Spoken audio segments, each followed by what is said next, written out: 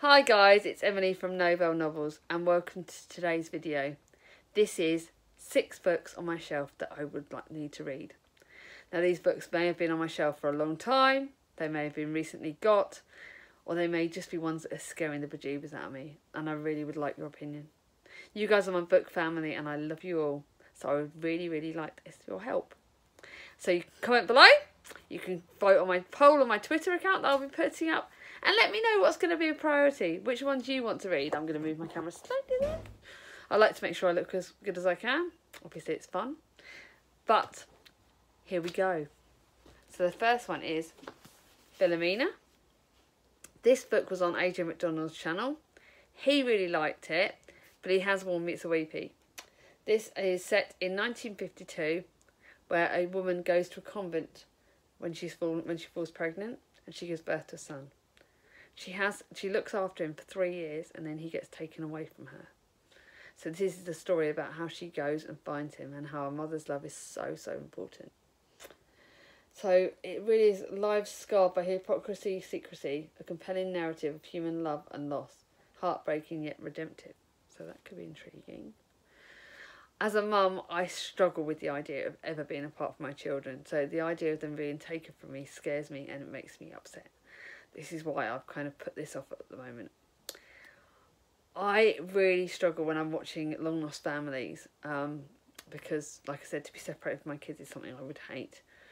But I do understand that sometimes it's something that's out of people's control and that people are doing it for the best intentions. I'm not here to judge, but to me that's why I find that challenging.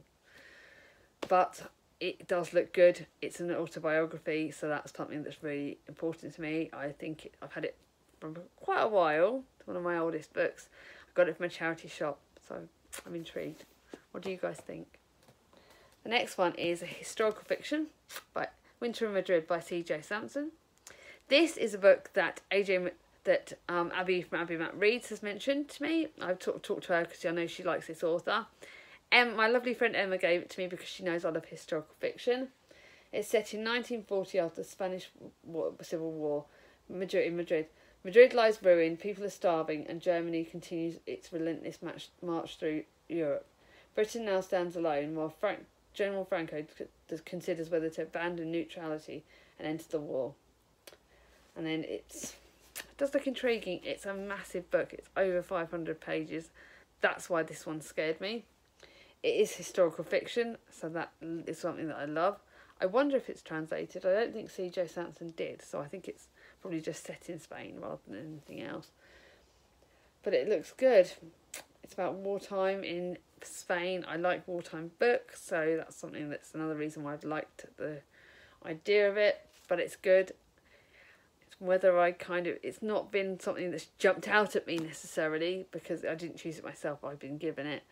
But it does look good, and I do love the picture on it. I think it looks really gorgeous. So what do you guys think of that one? Let me know. Now, I've got one that you all would have heard of, but it's massive. It is Great Expectations by Charles Dickens. Now, with Victober coming up, that's something I've been considering whether I read this or whether I read a shorter one of Charles Dickens' books. Great Expectation, I know, is quite harrowing. It's quite a dark Charles Dickens book. A chance encounter with an escaped convict and an unexpected summons from the mysterious Miss Havisham changes the life of an orphan Pip. I have heard about this book all my life. I think I've grown up knowing about Charles Dickens' Great Expectations. But it's probably one of the ones that scared me because it's quite sort of, I don't know, it's just a bit of a challenging book. It's quite long, this one. It's nearly 500 pages. It's chunky. It's about Pip, but it's one that I've wanted. I really am collecting my classics, and this is one of the ones that I've thought, interesting. I've also got Oliver Twist, and that's one I'm going to be reading with Charlie at some point. So this one does interest me. Do I read it in Victober? Do I give it a go then, or do I put that further to my list? This is why I'm questioning this book. I would like to know if it's something to consider for Victober. How many of you are actually doing Victober? Do you guys know much about it? This is the first year that I'll be trying to do it. So I don't know whether to go for something big like Great Expectations or whether to tackle some of the shorter books for it. So I'm intrigued. What do you guys think? I'm intrigued. I like the idea of that one. Now I've got another few in more sort of slightly... Don't know whether these ones you would have heard about. This is a thriller. Thinking of good old Simone and thinking of the lovely Nicole from A Beautiful Chaos of Books. Nicole's not under... I don't know what she thinks about Amanda Brooke, and I'm not... I don't know whether Simone would have heard of this one, The Goodbye Gift. Lucy has been desperate for a new heart for as long as she can remember, but getting it, the call to say that the donor has been found, will be a bittersweet relief, because for her life, someone else must die. Julia, Helen and Phoebe are fast friends through their life. Through Helen's unexpected pregnancy, the sudden death of Phoebe's mum, and Julie's desperation to conceive with her much-loved husband, yet a deep friendship can hide many secrets, and their relationships reach crisis point. What has long been buried is going to start bubbling. How these with one tragic accident, these 4 lives will collide, and Lucy will get a new heart. Who has made the ultimate sacrifice? It's a thriller. I kind of don't know if I knew it was a thriller when I picked it up. It's one of the books that's been on my shelf the longest. But the idea of someone dying again is something that kind of challenges me. But it's not one I wanted to give up. It's kind of stayed on my shelf. It was when I've done my clear outs, I've not wanted to give it up because I've read... There's one book, I think there's a couple of Amanda Brooke books that I've read from the library that I've loved. There was one that I DNF'd. So this is another reason why I'm sort of querying this one. Have you guys heard of it? Have you got people, my friends of you that like thrillers? What do you think? Do you think I should give this a go? Do you think I should save it for, say, like when there's a million of the thriller-thons that happen? I love, and do I save it as like a readathon where I need a thriller? Or do I just kind of leave it and just wait? I don't know what to do with it. This isn't long. It's about 400 pages. Oh, there's a little note here. Someone has left a note about prayer for those living with dementia. Someone's left this within the book. Now, to me, this kind of means something. It means that this book has held something for somebody. It was obviously got in a charity shop. So it's kind of definitely one that I want to consider. I just don't know whether to prioritise it and get it read, or whether to leave it and save it for one of the readathons.